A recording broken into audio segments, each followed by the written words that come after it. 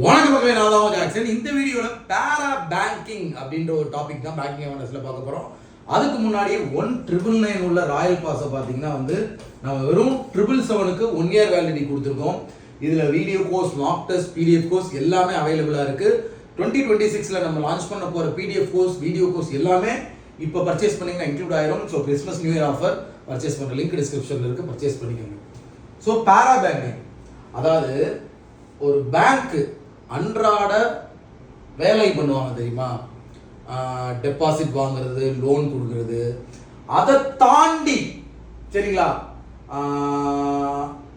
Credit card, smart card, mutual fund, இந்த insurance, pension fund, இந்த சர்வீஸ்லாம் கொடுக்கறதுக்கு பேர் தான் பேரா பேங்கிங் சொல்கிறாங்க.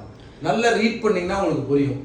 The service undertaken by the bank apart from its normal day activities like deposit, credit card, smart card, mutual fund, pension.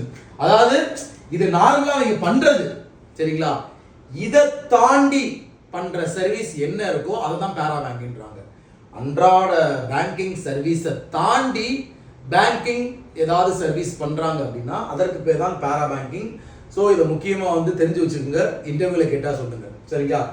Apart from normal day activities like depositல நார்மலாலாம் deposit வாங்குவாங்க, credit card, smart card, mutual ஃபண்ட்லாம் normal டேஸ்ல provide பண்ணுவாங்க. So அப்போ அதை தவிர்த்து ஸ்பெஷலாக எது கொடுக்குறாங்கன்றத மறக்காம கமெண்ட் பாக்ஸில் கமெண்ட் பண்ணுங்க. உங்களுக்கு ஜாக்சன் 10